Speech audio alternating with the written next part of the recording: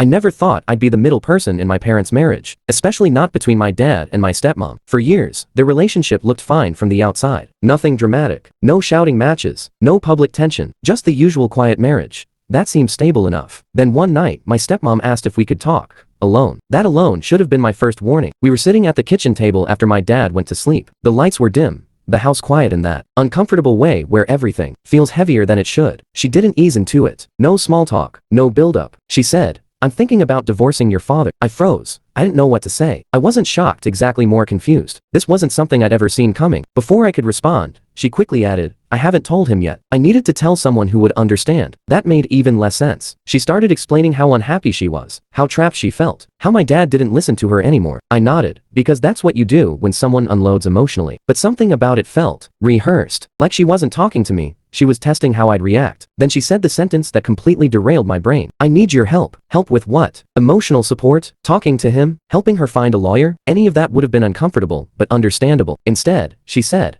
"I need you to back me up when things go public. I need people to believe me." That's when I realized this wasn't a conversation. It was the beginning of a plan. She explained that she wanted the divorce to look a certain way, clean, controlled, no suspicion, no backlash from family. She kept talking about narratives, timing, optics. Like this was a public relations crisis, not a marriage ending. Then she said, "People trust you. If they think you support me, they won't question it." That was the moment my stomach dropped. I wasn't a neutral party in her eyes. I was leverage. After that first conversation, I hoped things would go back to normal. I told myself she was just overwhelmed and needed someone to talk to. Divorce brings out strange emotions in people. I didn't want to assume the worst. That hope didn't last long. She started finding excuses to talk to me alone. Late at night, early mornings, moments when my dad wasn't around. At first, it was still emotional how unhappy she was, how ignored she felt, how trapped her life had become. I listened, nodded, stayed neutral. Then the questions started changing. She asked what I thought people would believe if things got ugly. She asked whether my dad ever seemed controlling to me. She asked if I thought the family already suspected something was wrong. None of these questions had anything to do with healing or honesty. They felt like preparation. One evening, she sat across from me at the kitchen table and said, very calmly, "When this divorce happens, people are going to pick sides. I need to know where you stand." I told her I didn't want to be involved. I said I loved my dad and didn't want to be put in the middle. She smiled, but it was tight, rehearsed. She said,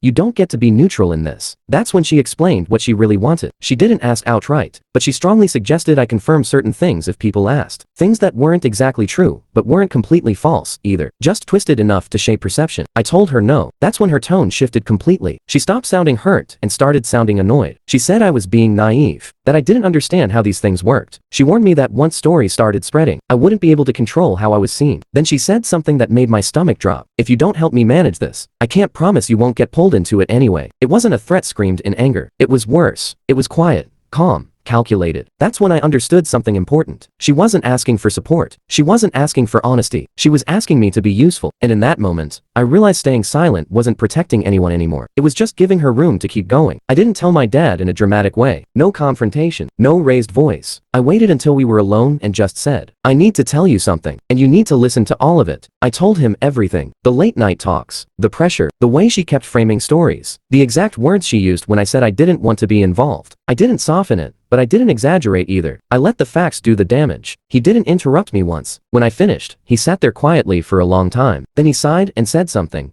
I didn't expect. I thought she was just stressed. I didn't realize she was doing this. That hurt more than anger would have, because it meant he had already sensed something was wrong, but hadn't imagined it would reach me. That night, he confronted her. I wasn't in the room, but I heard everything. No shouting, just controlled voices, long pauses, and finally silence. She left the house for a few days. After that, when she came back, the dynamic was completely different. She avoided me. No more private talks. No more strategic questions. She acted polite, distant, like we were coworkers who'd crossed a line and both knew it. The divorce still happened, but not on her terms. Family found out the truth early. Stories didn't get twisted. Narratives didn't get controlled. When people asked me where I stood, I told them exactly that I wasn't taking sides. But I wasn't lying for anyone either. She never apologized. Instead, she told people, I misunderstood her intentions, but something had changed. That version of events didn't stick the way she expected it to. After everything settled, my dad thanked me, not for choosing him, but for being honest when it would have been easier to stay quiet. I learned something important from that whole mess. Sometimes people don't want you involved because they trust you. They want you involved because they think they can use you. And sometimes, the bravest thing you can do in a family isn't picking a side. It's refusing to play along.